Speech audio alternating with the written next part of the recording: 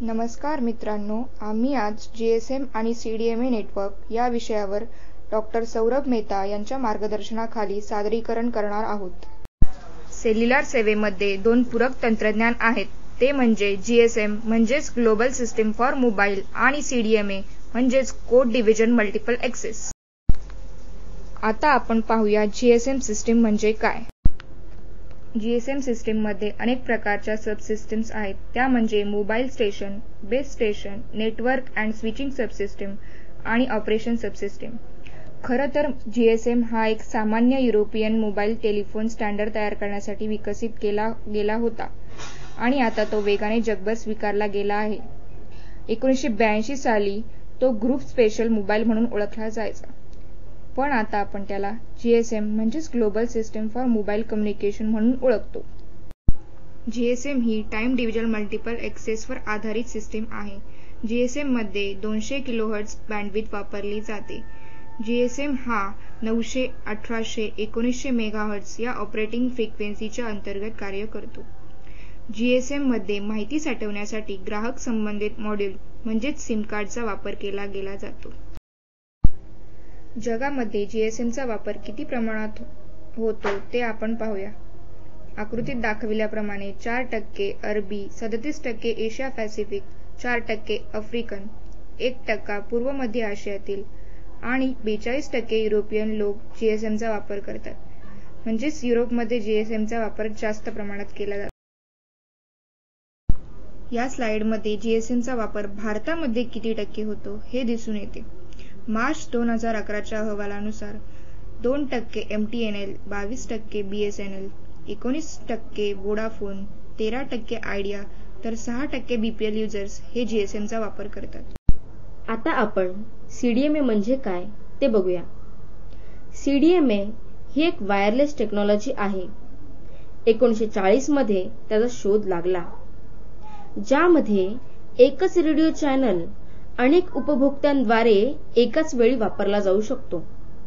आणि सर्वात महत्त्वाचं म्हणजे CDMA हा उपभोक्त्यांना हाय सिक्युरिटी देतो. खरं तर ही एक पारंपरिक संवाद प्रणाली असून ती ट्रान्समिशन आणि रिसेप्शनसाठी कॉन्स्टंट फ्रिक्वेन्सीचा वापर करते. CDMA हा युनिक कोडचा वापर करून रेडिओ सिग्नलला लार्ज फ्रिक्वेन्सी रेंजमध्ये पसरवतो. त्यामुळेच आपण प्रत्येक ट्रान्समीटर आणि रिसीव्हर पेअर ओळखू शकतो. CDMA हे कोड डिव्हिजन मल्टिप्लेक्सिंगवर आधारित तंत्रज्ञान आहे. CDMA मध्ये 1.25 मेगाहर्ट्झ बँडविड्थ वापरली जाते. CDMA हे 450, 800 आणि 1900 मेगाहर्ट्झच्या अंतर्गत कार्य करते. GSM सिस्टीम ही रेडिओ संवादावर आधारित सिस्टीम आहे, ज्यात मोबाईल युजर्स मोबाईलचा वापर करून वायरलेस कम्युनिकेशन करण्यासाठी वायर्ड PSTN नेटवर्क म्हणजेच पब्लिक स्विच टेलिफोन नेटवर्क याच्याशी कनेक्शन करतात. GSM नेटवर्क आर्किटेक्चरमध्ये काही कार्यशील घटक असतात. पहिला असतो मोबाईल स्टेशन, ज्यामध्ये मोबाईल इक्विपमेंट आणि सिम कार्ड यांचा समावेश असतो. दुसरा असतो बेस स्टेशन सबसिस्टीम, ज्यामध्ये बेस स्टेशन ट्रान्सरिसीव्हर सिस्टीम आणि बेस स्टेशन कंट्रोलर यांचा समावेश असतो. तिसरा असतो नेटवर्क आणि स्विचिंग सबसिस्टीम, ज्यामध्ये मोबाईल स्विचिंग सेंटर आणि मोबायलिटी डेटाबेस म्हणजेच home location register, visitor location register, authentication centre इत्यादींचा समावेश असतो. प्रत्येक मोबाईल फोन हा त्याच्या सिम कार्डने ओळखला जातो. हे GSMचे ठळक वैशिष्ट्य आहे. बेस ट्रान्सरिसीव्हर सिस्टीम ही सेलशी निगडीत असलेले रेडिओ ट्रान्सरिसीव्हर सांभाळते आणि मोबाईलचे रेडिओ लिंक प्रोटोकॉल हाताळते. बेस स्टेशन कंट्रोलर हा एक किंवा अधिक बेस ट्रान्सरिसीव्हर सिस्टीम करिता रेडिओ संसाधने सांभाळतो. मोबाईल स्विचिंग सेंटर हा नेटवर्कचा केंद्रीय घटक आहे. हा टेलिफोन स्विच सारखा कार्य करतो. तसेच registration, authentication, handovers, call routing, connection to fixed network अशा सुविधा पुरवितो. होम लोकेशन रजिस्टर हा सर्व वापरकर्त्यांचे डेटाबेस प्लस करंट लोकेशन पुरवितो. VLR म्हणजेच व्हिजिटर लोकेशन रजिस्टर हा सर्व वापरकर्त्यांचे डेटाबेस प्लस काही भौगोलिक क्षेत्रातील रूमर्स यांची माहिती देतो.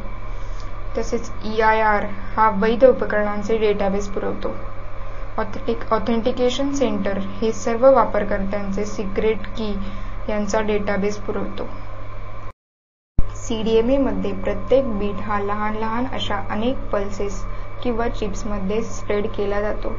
त्यामुळे ज्या रिसीव्हरला स्प्रेड पॅटर्नचा कोड माहीत असतो तोच रिसीव्हर मूळ बीट पुनर्प्राप्त करू शकतो.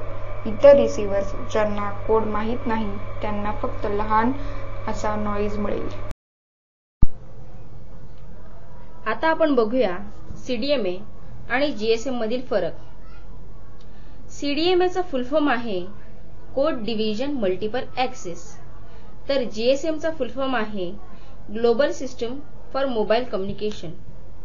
आणि CDMA मध्ये जी काही ग्राहक संबंधित माहिती असते ती इंटरनल मेमरी मध्ये साठवली जाते आणि हीच माहिती GSM मध्ये सिम कार्ड मध्ये साठवली जाते. आंतरराष्ट्रीय बाजारपेठेमध्ये CDMA चे 25% शेअर्स आहेत आणि GSM चे 75% शेअर्स आहेत. CDMA चा वापर हा युनायटेड स्टेट्स मध्ये मोठ्या प्रमाणावर केला जातो आणि GSM चा वापर हा युनायटेड स्टेट व्यतिरिक्त संपूर्ण जगामध्ये केला जातो.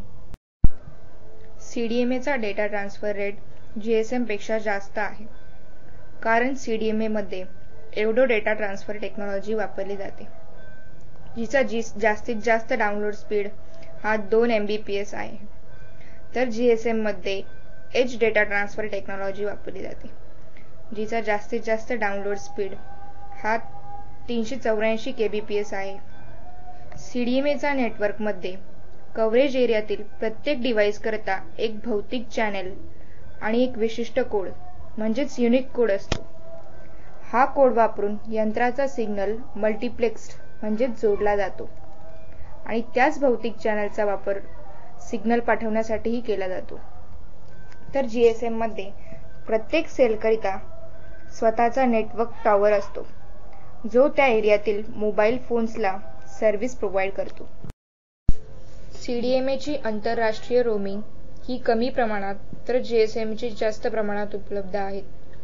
CDMA हे 850 MHz या एकच फ्रिक्वेन्सी बँडवर काम करते, तर GSM हे 850, 900, 1800, 1900 MHz अशा अनेक फ्रिक्वेन्सी बँडवर काम करते.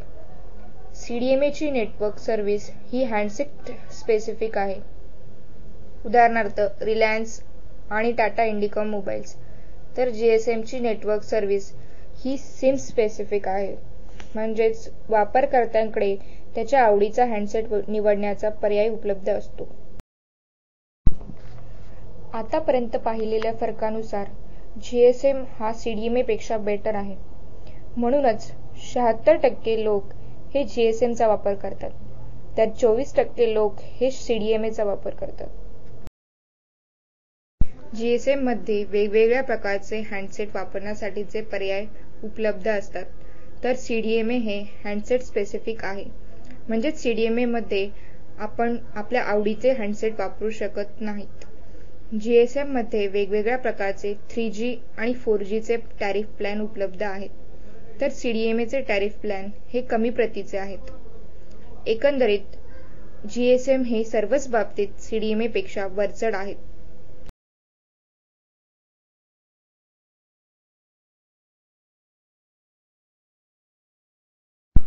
धन्यवाद.